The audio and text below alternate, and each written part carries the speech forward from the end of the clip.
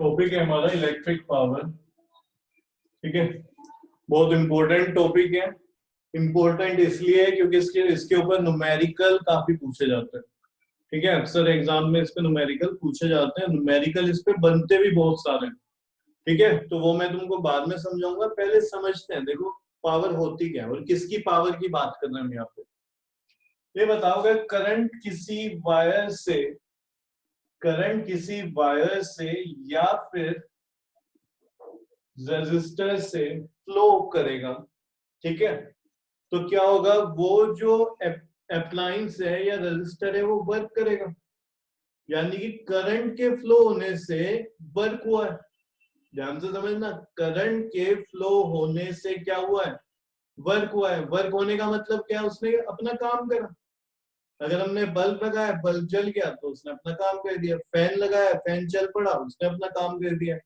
काम कब हुआ, जब करंट फ्लो हुआ है। तो करंट के फ्लो होने से वर्क होता है। ठीक है, और ये वर्क किया किसने, किसी अप्लायंस ने। समझ रहे हो, करंट तो फ्लो हुआ था ना, करंट के फ्लो होने से हमें दिख गया कि हमारा बल्ब चला है। ठीक है, बल्ब ने काम करना शुरू किया है। एक मिनट रुको। ठीक है, तो हमें पता चल गया कि बल्ब जला है, तो यहाँ पे काम हुआ है। तो काम किसने किया है, काम किया है बल्ब ने। किसकी वजह से किया है, करंट की वजह से किया है। जब करंट फ्लो हुआ, अगर करंट ही फ्लो ना होता तो यहाँ पे बल्ब वर्क करता, नहीं करता। इतना क्लियर हुआ, यहाँ तक समझो। ठीक है, तो करंट के फ्लो करने से बल्ब में क्या हुआ, वर्क हुआ। ठीक है, अब ये जो वर्क है, ठीक है, यही क्या है, पावर बन जाती है। यानी कि उस अप्लायंस ने कितना वर्क करा वो बोला जाएगा कि उसकी पावर है। सपोज करो एक बल्ब है और वो जो बल्ब है वो जला। ठीक है, तो वर्क हुआ, लेकिन ये बल्ब कितना जला।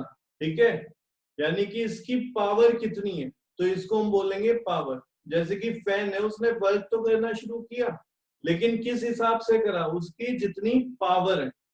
समझ रहे हो, मैं तुम्हें बोलूं कि भाई ये तुम्हें काम करना है, मानो तुमने काम किया भी है। ठीक है, लेकिन जो तुमने काम किया है वो क्या होगा, हर बच्चे का सेम होगा। मैं तुम्हें बोलता हूँ कि यहाँ पे कुछ ये सामान रखा है और इसको ना तुम वहां तक रखा। ठीक है, 4-5 बच्चे थे, सबने रख के आया, क्या सबने सेम टाइम पे सेम हिसाब से काम किया होगा, नहीं किया होगा। क्योंकि उनका जो वर्क है वो डिपेंड करेगा उनकी पावर पे, कि उनके पास पावर कितनी है। समझ रहे हो, एनर्जी कितनी है। तो यहाँ पे जो वर्क हो रहा है, ठीक है, वो किस स्पीड से हो रहा है, किस रेट से हो रहा है, उसे हम बोलते हैं पावर। समझे, तो कोई भी जो अप्लायंस है उसकी एक पावर होती है और उसी की पावर के अकॉर्डिंग वो वर्क करता है। क्योंकि वर्क क्या है, रेट, जिस रेट से वर्क, सॉरी पावर क्या है, रेट है जिस रेट से वर्क हुआ है। ठीक है, तुमने कहीं डेफिनेशन में देखा होगा, वर्ड हम यूज करते हैं रेट। ठीक है, तो रेट हम वहां पे यूज करते हैं, यहाँ पे अपॉन में टाइम लिखते हैं। तो इस पावर को मैं ये भी बोल सकता हूँ work done per unit time. ठीक है, पर यूनिट मतलब, पर मतलब अपॉन में टाइम आ गया। और इस पावर को मैं ये भी बोल सकता हूँ rate at which work is done. तो ये रेट का मतलब है अपॉन में जब हम टाइम लिखते हैं। तो पावर क्या है, वो रेट है जिससे काम हुआ है। बोलो, बात आई समझ में। और काम कौन कर रहा है, कोई अप्लायंस कब करेगा, जब करंट फ्लो होगा। ठीक है, समझ गए ना।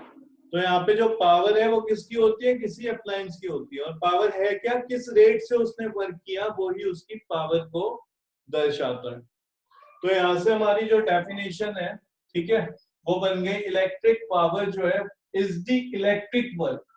कितना काम हुआ, चैप्टर क्या पढ़ रहे हैं हम यहाँ पे, कौन सा वर्क है, इलेक्ट्रिक वर्क चल रहा है, फिजिकल वर्क नहीं है कोई। Electric power is the electric work done per unit time. Per unit time में कितना वर्क हुआ है, उसी को ही हम बोलते हैं इलेक्ट्रिक पावर या सिंपल पावर। तो power is equal to work done upon time. यहाँ से P is equal to work को किससे दिखाते हैं हम, W से, टाइम को दिखाते हैं स्मॉल t से।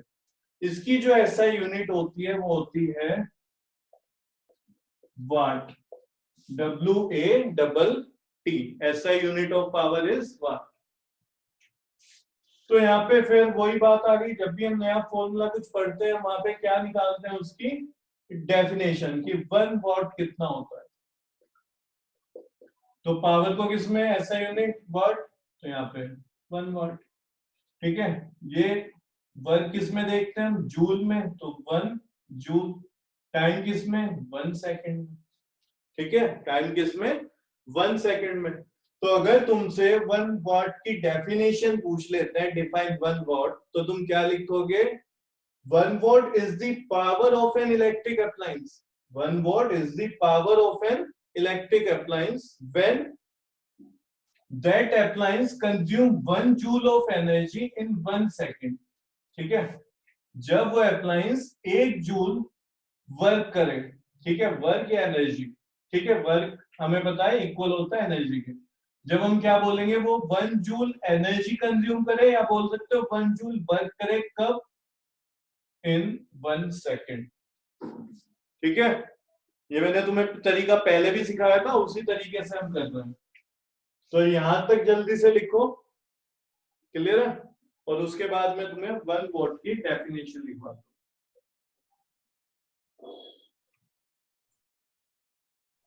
तो 1 वॉट की डेफिनेशन मैं बोल रहा हूं, समझो इसको, बोलूं, when an electrical appliance consume electric energy at a rate of 1 joule per second, comma, its power is said to be 1 watt. Clear है। अब यहां से कुछ फॉर्मूले हैं, वो सीखते हैं।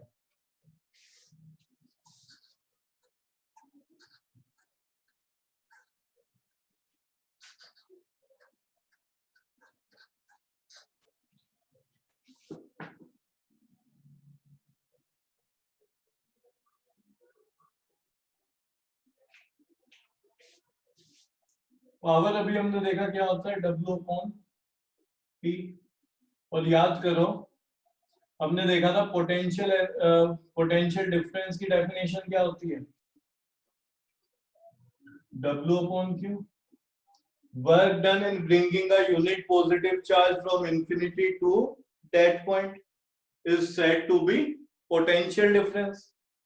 तो यहां से हमें क्या करना है, यहाँ पे इस वाले फॉर्मूले में W की जो वैल्यू है यहां से निकाल के रखते हैं। ठीक है, तो Q इधर चला जाएगा, W हो जाएगा V मल्टीप्लाई बाय Q।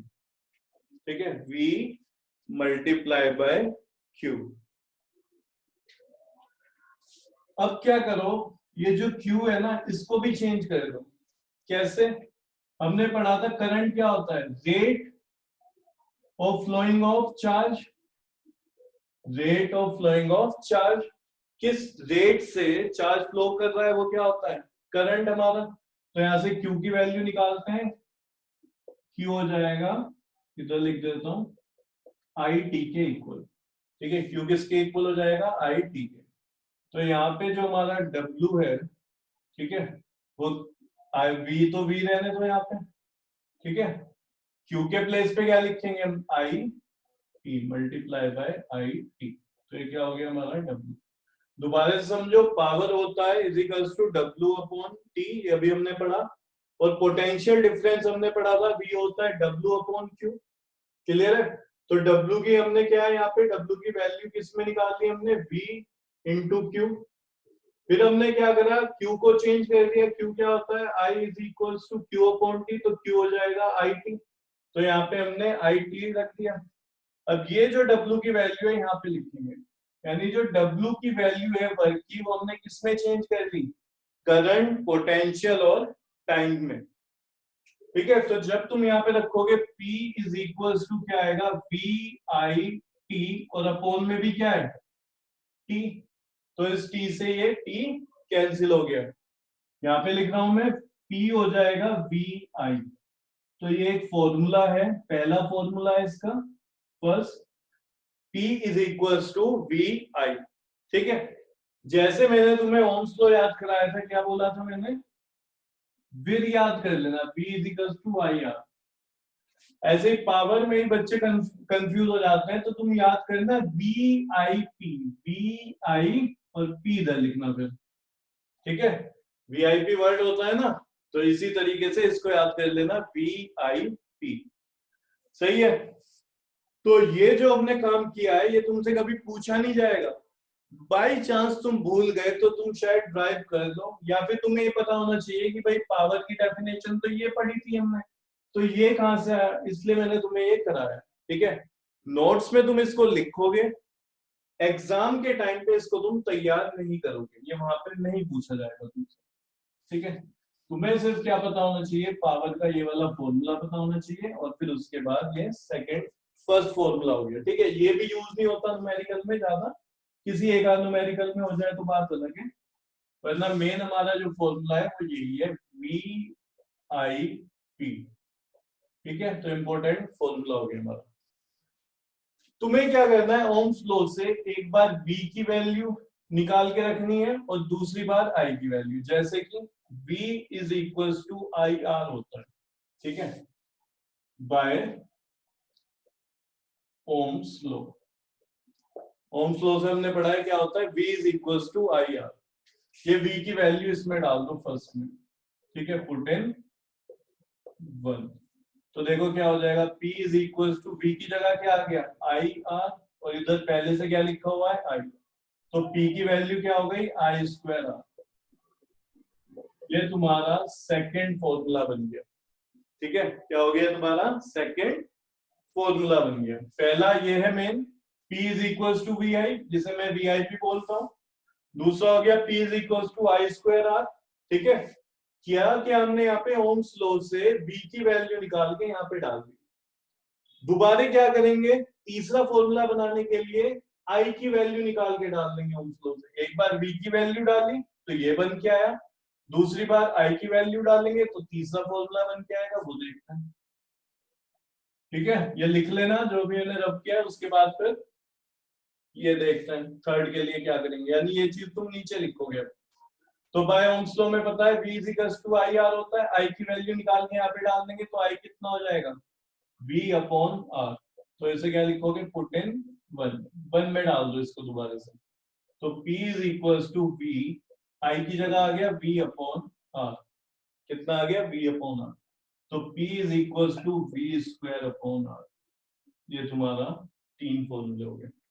ठीक है, इतना सब कुछ लिखने के बाद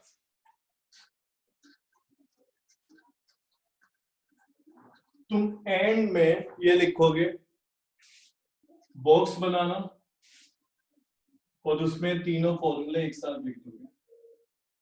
ठीक है, तीनों फॉर्मूले एक साथ लिख देना। क्या क्या, VIP, I²R, V²/R। ठीक है, ये पहला, दूसरा, तीसरा। तो भाई ये 3 फॉर्मूले हैं पावर के, इन पे बहुत ज्यादा न्यूमेरिकल पूछे जाते हैं। यहां तक आज करते हैं, बाकी कल किसी का जल्दी से कोई डाउट है तो पूछ ले एकदम। पांडे जी कोई डाउट? No sir. चलो फिर, और किसी का है क्या?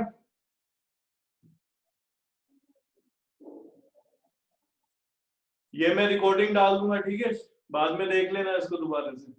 चलो ओके बाय।